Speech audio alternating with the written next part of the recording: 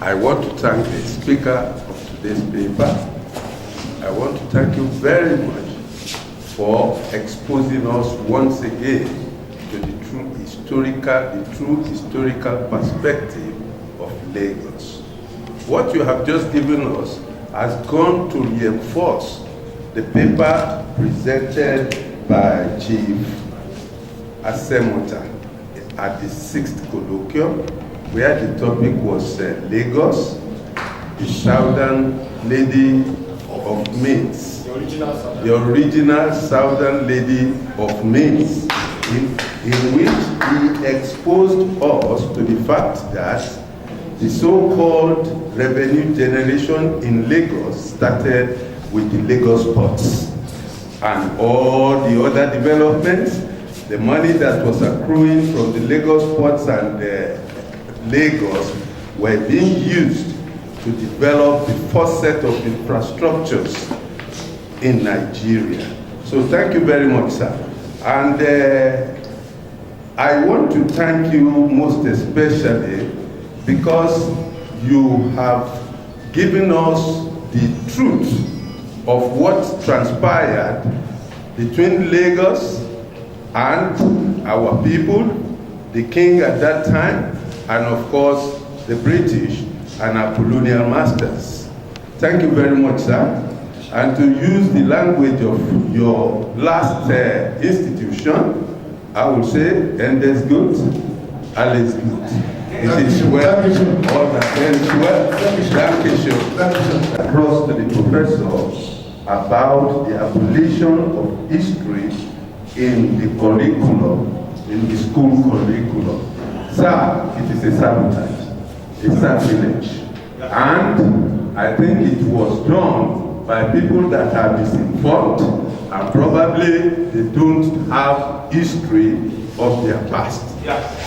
They shouldn't allow that to affect us here. Because I was a student of history. I appreciate it right from Form 1 when my father bought me a book called The Way of World History, where I read from the Stone Age to Industrial Revolution, and of course to what you have exposed today. In that book, I remember I read a portion before the Renaissance or Age of Discovery.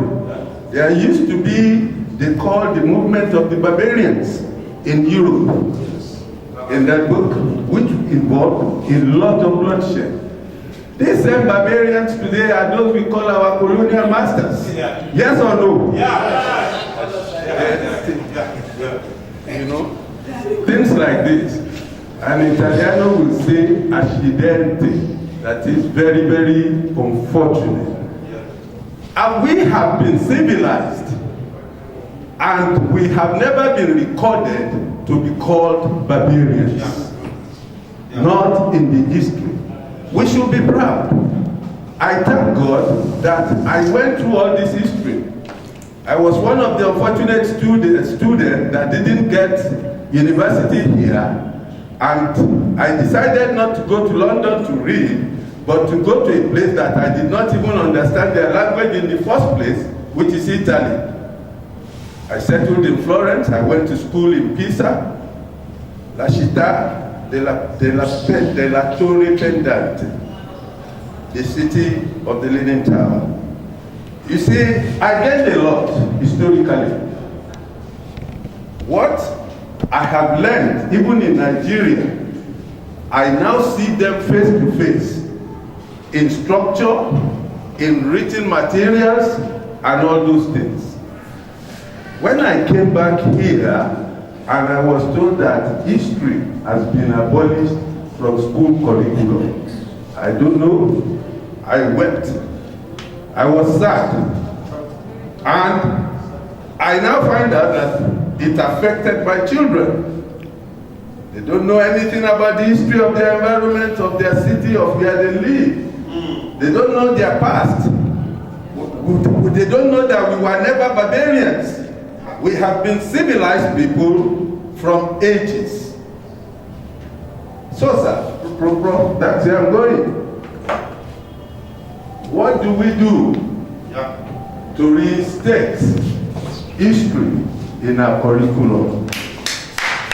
Sir, I have an advisor, and that is where we end this talk. There is need to raise a pressure group. What is bad, sir. Abolition of history in our school curriculum is bad and it's a setback. It's a real setback. We should fight for the reinstatement.